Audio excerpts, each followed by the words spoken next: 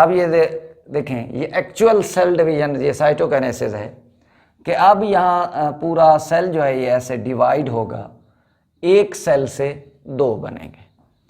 अब मैं बात करता हूँ कि साइटोकाइनेसिस एनिमल और प्लांट में क्या डिफरेंस है। देखें, साइटोकाइनेसिस तो division of whole the cell है, और साइटोकाइनेसिस में एनिमल और प्लांट में काफ़ी फ़र्क है। मसलन साइटोकाइनेसिस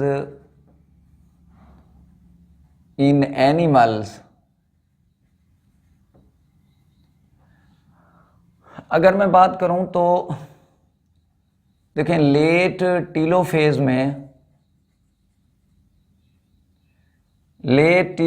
में एस्ट्रल माइक्रोट्यूब्यूल्स, जो एस्ट्रल माइक्रोट्यूब्यूल्स हैं ये सिग्नल सेंड करते हैं किसको, टू इक्वेटरल रीजन, जी दरमियान वाले रीजन को,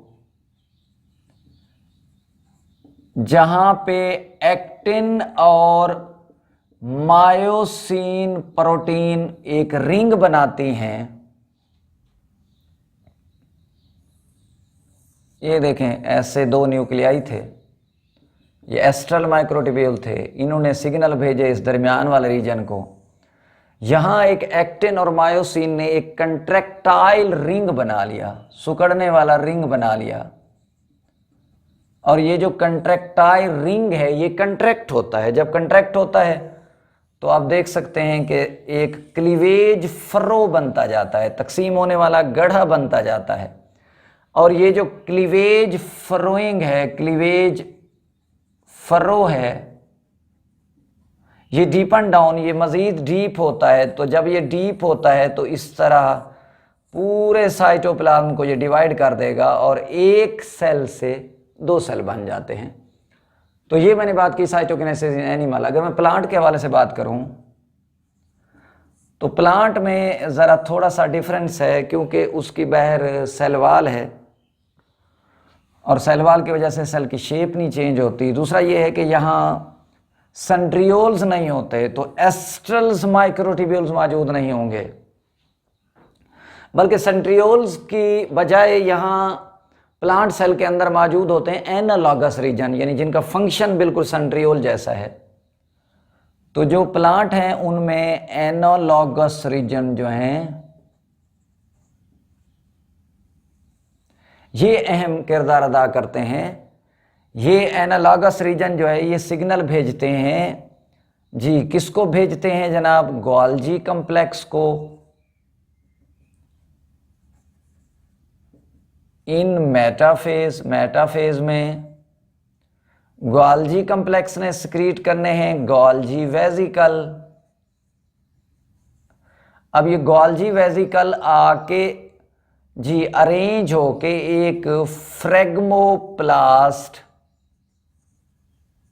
जी एक प्लेट लाइक स्ट्रक्चर है। ये देखें, ये अगर प्लांट का सेल था, दो न्यूक्लियाई बने हुए थे, तो गोल्जी कॉम्प्लेक्स से जो गोल्जी वेसिकल खारिज होते हैं, ये देखें वेसिकल आके दरमियान में इक्वेटर रीजन पे अरेंज होके एक प्लेट लाइक स्ट्रक्चर बनाएंगे। ये गोल्जी वेसिकल आते कहाँ से हैं, गोल्जी कॉम्प्लेक्स से।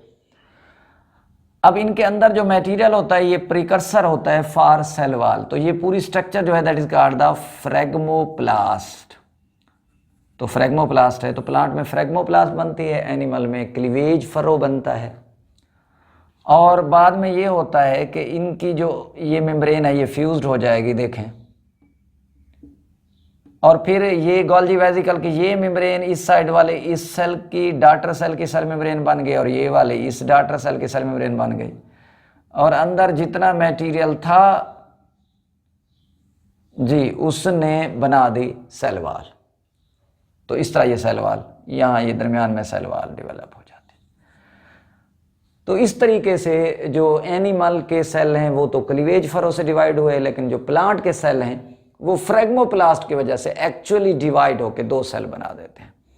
अगर मैं इम्पॉर्टेंस के हवाले से बात कर रहा हूँ कि माइटोसिस की क्या इम्पॉर्टेंस है, तो देखें एक तो ये बात है कि ये इंफॉर्मेशन जो है विदाउट एनी चेंज ट्रांसफर होती हैं फ्रॉम पेरेंट्स टू ऑफस्प्रिंग।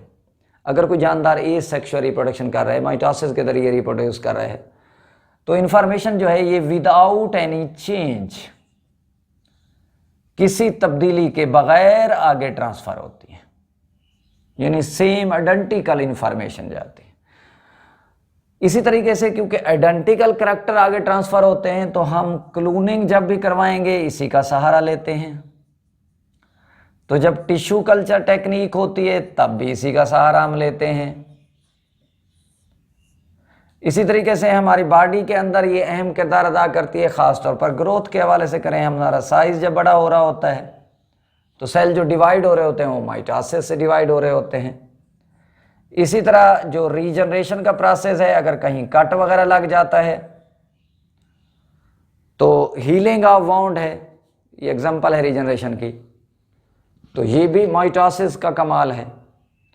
इसी तरह रिप्लेसमेंट ऑफ ओल्डर सेल्स, हमारे जो पुराने रेड ब्लड सेल्स हैं जब वो ख़त्म हो जाते हैं तो न्यू रेड ब्लड सेल भी माइटोसिस से बनते हैं।